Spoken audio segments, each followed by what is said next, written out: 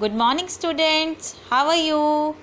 Students, today we will discuss about संज्ञा के प्रकार। अभी तक हमने क्या सीखा था बच्चों? संज्ञा कि व्हाट इज संज्ञा, संज्ञा क्या है, ये हमने सीखा था। आज हम सीखेंगे संज्ञा के प्रकार।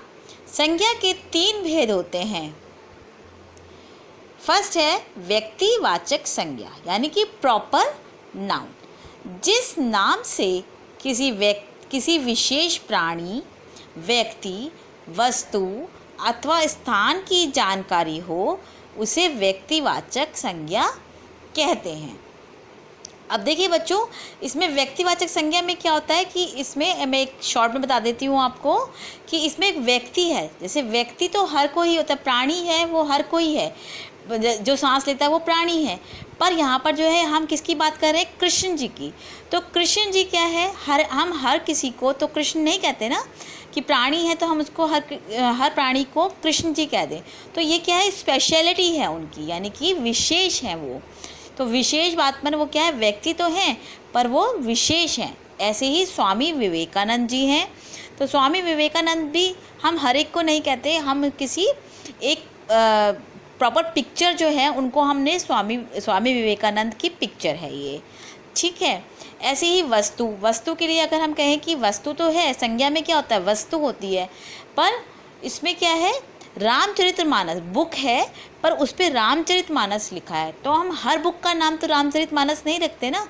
तो हमारी क्या ये होली बुक है, पवित्र बुक है हिंदुओं की। तो हम इसमें जो रामचरितमानस लिखा है वो स्पेशलिटी है। बुक होकर भी वो स्पेशल होना क्या कहलाता है? व्यक्तिवाचक संज्ञा कहलाता है। अब देखिए नेक्स्ट है हमारा मूर्ति है पर किसकी है? ये नटराज की। मूर्ति क्या हुआ? कॉमन नाउन हुआ। मूर्ति क्या हुआ? नाउन हुआ। पर नटराज की मूर्ति होना प्रॉपर नाउन कहलाता है, यानी कि व्यक्तिवाचक संज्ञा। नेक्स्ट है स्थान क्या है? यहाँ पर देखिए ताजमहल की पिक्चर है, ये हरिद्वार की पिक्चर है, ये लखनऊ की पिक्चर है। तो यहाँ पे इन्होंने मेंशन भी किया हुआ, यहाँ पर दिया हुआ है कि आगरा, हरिद्वार, लखनऊ। पर देखिए बच्चों क्या है, अगर हम कहते कि ये शहर है, शहर क्या होता? नाउन होता। पर हम कह रहे हैं कि आगरा है, आगरा में ताजमहल है, तो ताजमहल क्या हो गई? स्पेशलिटी हो गई। तो ये क्या हो गया? तो हमारा ये हो गया व्यक्तिवाचक संज्ञा। यहाँ व्यक्ति का मतलब प्राणी से नहीं है, यहाँ पर क्या है? स्पेशलिटी, कि हर चीज़ का एक स्पेशल नाम होना व्यक्तिवाचक संज्ञा कहलाता है। दूसरा है हमारा जातिवाचक मतलब कॉमन नाउन। जिस संज्ञा से किसी व्यक्ति, वस्तु, स्थान की जानकारी हो, स्थान की जाति की जानकारी हो, उसे जातिवाचक संज्ञा कहते हैं। जैसे कि व्यक्ति तो है पर क्या है? सारे व्यक्ति को तो हम जातिवाचक नहीं कहेंगे ना। तो व्यक्ति जो जाति है वो व्यक्ति है, ओके। पर अगर हम कहें कि उसमें जैसे कि मनुष्य हो गया, तो हर मनुष्य को तो हम एक जैसा नाम से तो नहीं पुकारते ना। तो स्पेशल नाम होना उसका व्यक्तिवाचक हो गया और मनुष्य होना उसका कॉमन नाउन, यानी कि जातिवाचक संज्ञा हो गया। अब एग्जाम्पल दिए हुए हैं उन्होंने। प्राणी में जैसे यहाँ पे एक एनिमल की है, जैसे ये हिरन है, तो हिरन, सारे हिरन को तो हम इसको व्यक्तिवाचक तो नहीं कहेंगे ना, क्योंकि वो स्पेशल तो नहीं है ना। तो सारे हिरन क्या है? सारे हिरन तो हम एक कॉमन कहते हैं कि सारे ये हिरन है। सब हिरन के हमने नाम नहीं रखे हैं।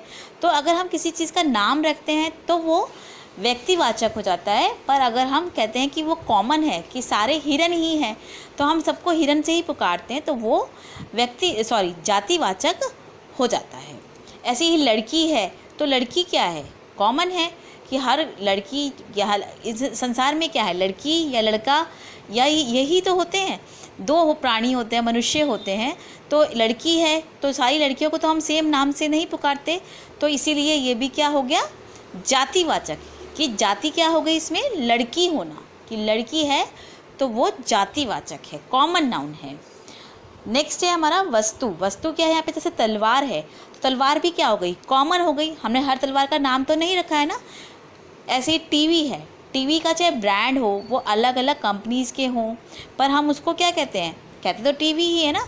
तो टीवी क्या हो गया? कॉमन बात हो गई। तो वो क्या हो गया? जातिवाचक संज्ञा। तो यहाँ पर मेंशन भी है हिरन, लड़की, तलवार और टेलीविज़न। इसी प्रकार से स्थान दिया हुआ है। यहाँ पर स्थान में एक शहर की पिक्चर है और एक स्टेडियम की पिक्चर है, शहर और स्टेडियम। तो शहर अगर वो स्पेशल होकर हम शहर का नाम देते तो वो हो जाता है हमारा व्यक्तिवाचक, पर स्टेडियम है, जैसे स्टेडियम भी क्या है, कॉमन स्टेडियम है, पर अगर हम इसको कहें कि ये वानखेड़े स्टेडियम है तो ये क्या हो जाती है, उसकी व्यक्तिवाचक संज्ञा हो जाती। पर यहाँ पर क्या है, ये जातिवाचक। स्टेडियम क्या होता है, जैसे कि उसकी जाति है, कि वो एक कॉमन चीज़ है। नेक्स्ट है हमारा भाववाचक संज्ञा। जिस संज्ञा से किसी व्यक्ति या वस्तु के गुण, दोष, आदत व कार्य आदि की जानकारी मिलती हो, उसे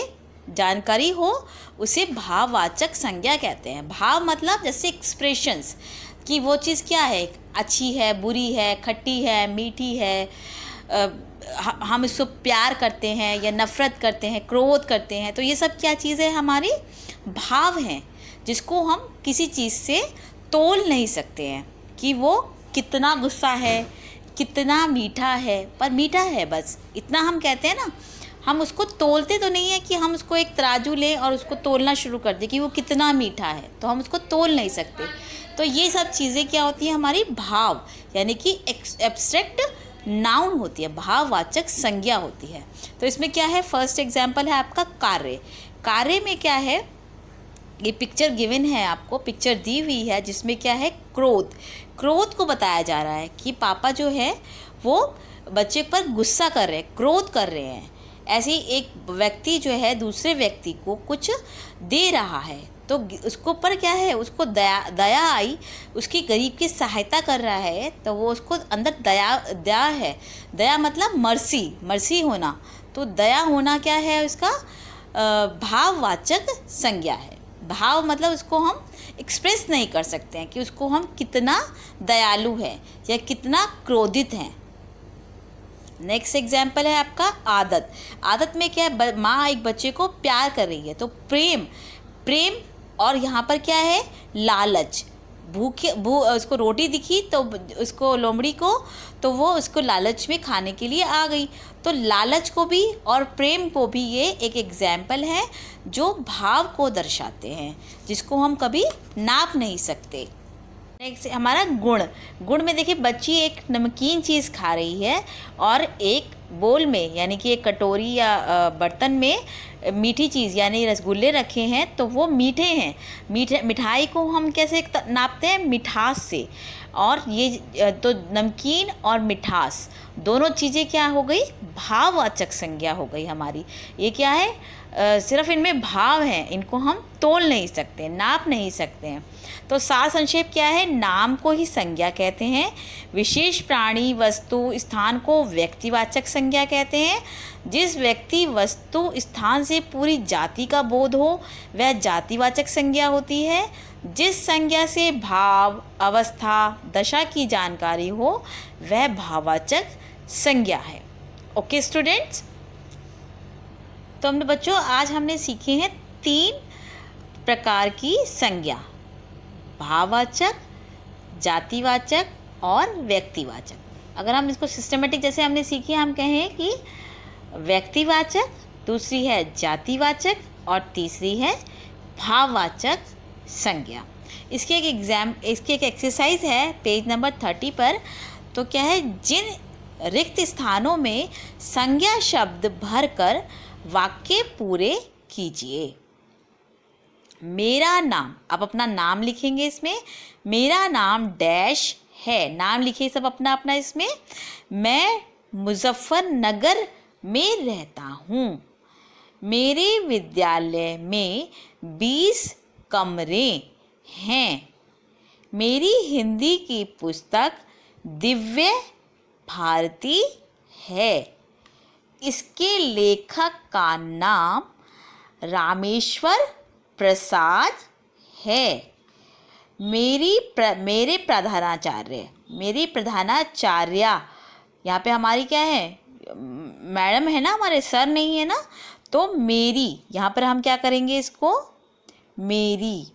मेरी प्रधानाचार्य श्रीमती पूनम वर्मा जी हैं। तो आप ये किड्स इसको एक्सरसाइज को पूरा करेंगे और मुझे इसको वर्क करके सेंड करेंगे। अगर आपको ये समझ में नहीं आ रही है तो आप मुझे पर्सनल नंबर पे मेरे कॉल कर सकते हैं और अपने जो क्वेरी है उसको क्लियर कर सकते हैं। Okay students, till then bye.